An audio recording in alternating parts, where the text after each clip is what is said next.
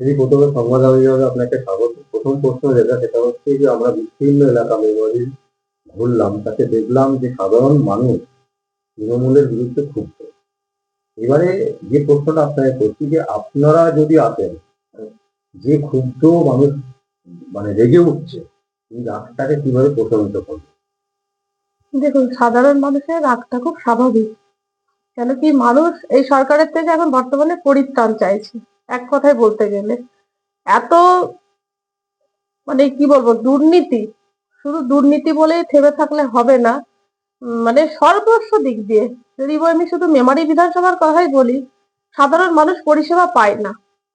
মানে এক কথায় বলতে গেলে, যেমন দেখুন এখানে মানে কি বলবো, মেমারি বিধানসভার একটা খুব ছোট্ট একটা ঘটনা দিয়ে বলি। আমাদের দিলালপুর সবাই জানে, দিলালপুরের একটা কাঠের ব্রিজ আছে।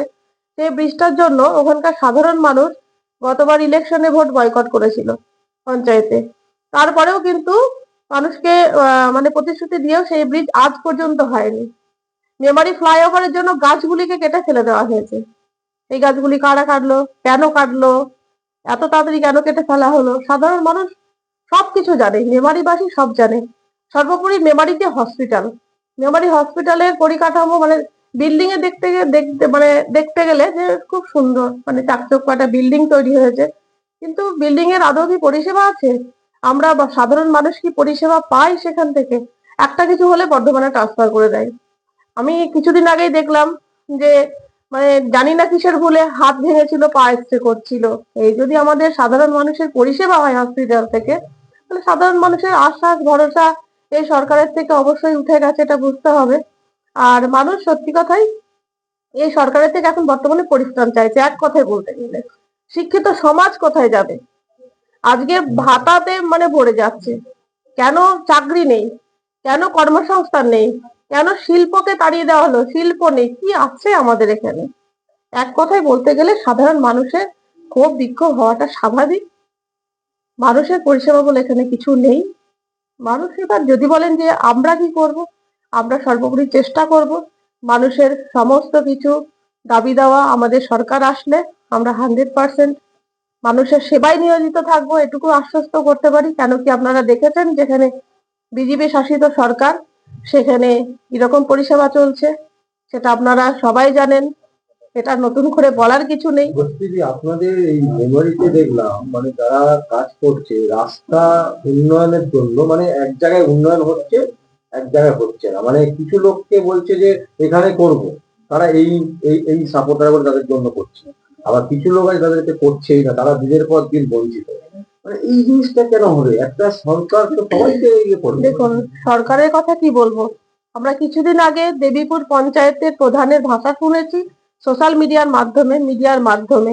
তিনি বলছেন, আমি এখানকার বিষয়ে কিছু জানি না, যা জানে এখানকার অঞ্চল সভাপতি জানে। অর্থাৎ একটা সরকারি প্রতিষ্ঠান, সেখানে বলছেন যে অঞ্চল সভাপতি অর্থাৎ তৃণমূলের যিনি অঞ্চল সভাপতি, তার দ্বারাও এখানে অঞ্চল পরিচালিত হয়। এখানে বোঝা যাচ্ছে যে সরকার কি কাজ করছে আর কি করছে না, কি পরিষেবা সাধারণ মানুষের জন্য দিচ্ছে কি দিচ্ছে না, এই তো চলছে সাধারণ। আর সব থেকে বড় কথা দেখছেন যে আজকে আমাদের মোদিজির যে প্রকল্প, সেই প্রকল্পগুলো এখানে কি সঠিকভাবে ইউটিলাইজ হচ্ছে? হচ্ছে না।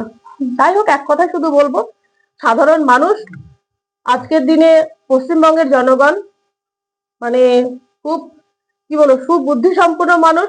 তারা আজকে বুঝে গেছে কোন প্রকল্প কে দেয়, কোন প্রকল্প কে কার নাম ভাঙিয়ে খায়, এগুলো আর আমাদের বলতে হয় না। আজকের দিনে সাধারণ মানুষ বুঝে গেছে, এবং আগামী 26-এর ইলেকশন, আগামী প্রজন্মকে সুরক্ষিত রাখতে সাধারণ মানুষ এটাও জানে যে কোন সুইচে ভোটটি দিতে হবে এবং কোন সরকারকে আনতে হবে, কোন সরকার আমাদের সঠিক পরিষেবা দিতে পারবে, আমাদের সোনার বাংলা করতে পারবে, এটুকু আমি নিশ্চিত। বলছি যদি সুপ্রিম কোর্টে ডিএ অর্ডার দিয়ে দিয়েছে 25% দিয়ে মার্চ মাসের মধ্যে দিতে হবে, আপনাদের কি মনে হয় এই সরকার দেবে, মানে দিতে পারবে বা দেবে?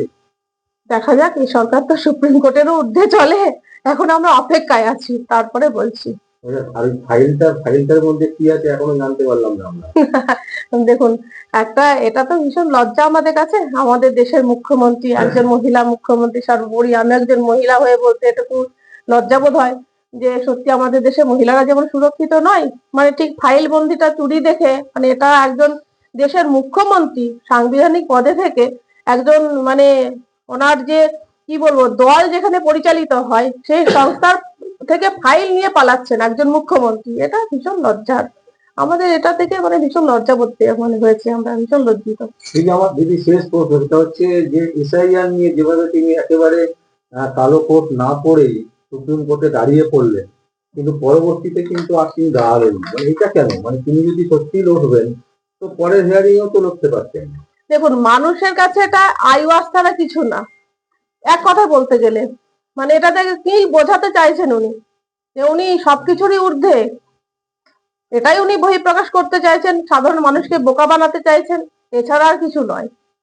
সাধারণ মানুষ বোঝে, আর আমরা সর্বোপরি আইনে বিশ্বাসী, আমরা আইনের ঊর্ধ্বে নই, অন্তত আমরা যারা ভারতীয় জনতা পার্টি করি তারা আইনের ঊর্ধ্বে কেউ নয়, এক কথায় বলতে